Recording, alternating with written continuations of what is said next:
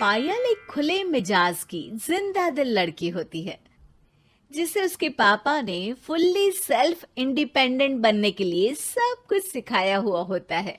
एक शाम पायल अपनी बाइक पर सीटी बजाते हुए कॉलेज से घर वापस पहुंचती है, जिसे देखते ही उसकी मम्मी गुस्से में पूरा घर सिर पर उठा लेती है। आ गई महारानी, बहुत बोलते थे मैं अपनी बेटी को सब कुछ सिखाकर दुनिया में मजबूती से खड़े रहना सिखाऊंगा, साथ में बेटी को लफंडर बनना भी सिखा दिया, ये नहीं बताया। क्या हुआ? आज ये कुकर इतनी सीटियां क्यों मार रहा है? सीटी? सारी फसाद की जड़ तेरी वो बाइक और सीटी है, उन्हीं से लड़के छेड़ती है ना तू।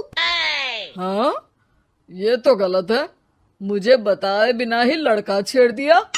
हाय तौबा, ये कैसा पति और बेटी मिले हैं मुझे। अरे मम्मी यार, तुम ओवर एक्टिंग बंद करो, और मैंने कोई लड़का नहीं छेड़ा पापा। शिट यार। अच्छा मम्मी, आप पहले मुझे ये बताओ कि आपको ये सब बेकार बातें बताता कौन है? अच्छा, तूने कोई लड़का नहीं छेड़ा? अरे वही शर्मा आंटी, वही बताती रहती है, पर उसकी खबर तो मैं खुद ले लूंगी। अच्छा मेरी प्यारी बेटी, थक गई होगी ना, जा जाकर आराम कर बेटा। अचानक मम्मी को गर्म से नरम होते देख के पायल और उसके पापा कंफ्यूजन में एक दूसरे को देखने लगते हैं।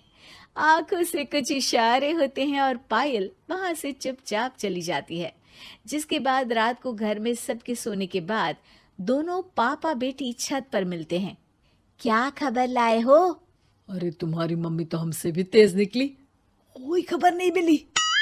क्या यार पापा, पता नहीं अब मेरी मदर इंडिया कौन सा बम फोड़ेंगी। इसी के साथ दोनों अपने कमरे में वापस जाकर सो जाते हैं। अगली सुबह पायल जैसे ही कॉलेज जाने के लिए तैयार होकर कमरे से बाहर निकलती है तो उसकी मम्मी उसे लड़के वालों के सामने ले जाकर खड़ा कर देती है। जी, ये है मेरी बेटी पायल, थोड़ी चंचल है लेकिन बहुत नेक दिल और होशियार है। देखते ही देखते कुछ घंटों में पायल और शुभम का रिश्ता पक्का हो जाता है, जिसके कुछ दिनों बाद पायल शादी कर अपने ससुराल पहुंच जाती है। सोचा था मम्मी कोई बम फोड़ेंगी, पर उन्होंने तो सीधा मुझे उम्र कैद की सजा ही दे दी।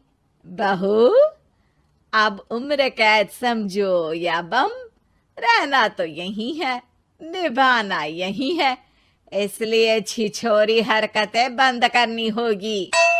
है? ये आप क्या बात कर रही हो? मैंने क्या किया? इतने मासूम ना बनो, मुझे तुम्हारे कारनामों के बारे में सब अच्छे से पता है। ऐसा बोलकर सास तो वहां से चली जाती है, लेकिन पायल सोच में पड़ी वहीं खड़ी रह जाती है। जिस पर शुभम उसके पास आता है।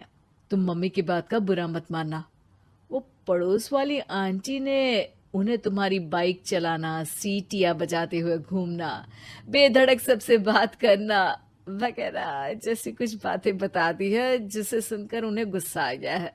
पर फिक्र मत करना, धीरे धीरे साथ रहने से वो भी ठीक हो जाएंगी। Thanks for your concern, but I don't care. Payal सीधा अपने कमरे में चली जाती है। अगली सुबह कॉलेज जाने के लिए तैयार हो सीटी बजाते हुए कमरे से बाहर निकलती है, जिसे देख सास गुस्से से तिलमिला उठती है। महारानी, शादी के अगले ही दिन ये हीरोइन बनकर कहाँ चल पड़ी? और ये लफंगों की तरह सीटियां बजाना बंद करो। ये हमारा घर है, कोई सड़क नहीं जहां तुम आवारागर्दी करती घूमो। मम्मी जी, सीटी बजाने और कंफर्टेबल कपड़े पहनने से लोग कब से आवारा बनने लगे? इसी के साथ सास बहू का युद्ध शुरू होने ही वाला होता है कि शुभम वहां पहुंच जाता है। माँ, उसका कॉलेज है इसलिए ऐसे तैयार हुई है। और पायल, तुम भी माँ को समझने की थोड़ी कोशिश करो ना प्लीज। सिचुएशन संभालकर शुभम और पायल घर से निकल जाते हैं।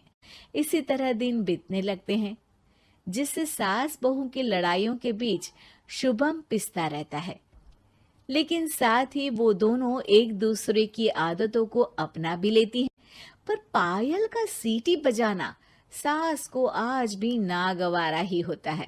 आसमान गिर जाएगा, धरती फट जाएगी, पर इसकी सीटी ना जी ना, कभी बंद नहीं होगी। अरे मम्मी जी, जब आप मेरे कुछ बोले बिना सीटी से ही समझ जाती हो कि मैं क्या बोल रही हूँ, फिर इसे बदलने की क्या जरूरत? यही तो हमारी यूनिकनेस है।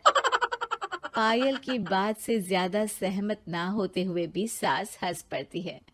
उसी शाम पूरा परिवार घूमने जाने का प्लान बनाकर घर से निकल जाता है और उनके जाते ही घर में चोर घुस आते हैं और तभी वो सब भी दोबारा घर के अंदर आते हैं बाहर से।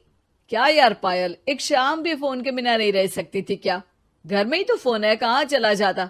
अब जल्दी अंदर जाकर अपना फोन लाओ, मम्मी और मैं यहीं बाहर वेट करते हैं। ज्यादा बोल रहे हो, देखो अब और धीरे काम करूंगी। ऐसा बोलकर पायल घर के अंदर जाती है और बहुत देर तक बाहर निकल कर नहीं आती। अरे ये तो सच में जानबूझकर लेट करने लगी। चल कर देखते हैं ना। दोनों जैसे ही मेन डोर के नजदीक पहुंचते हैं, उन्हें पायल के सीटी बजाने की आवाज सुनाई देती है।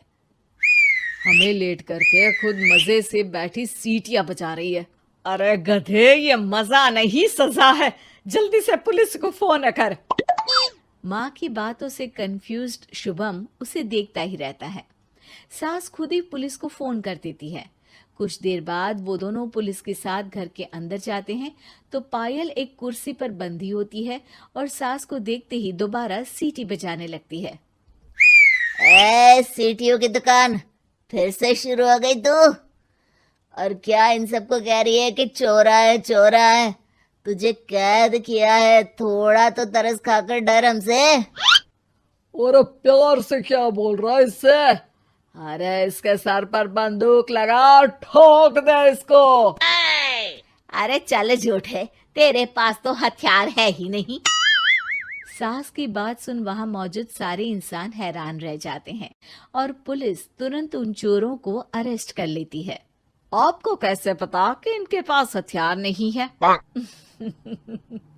अरे सीटी नहीं तो बताया।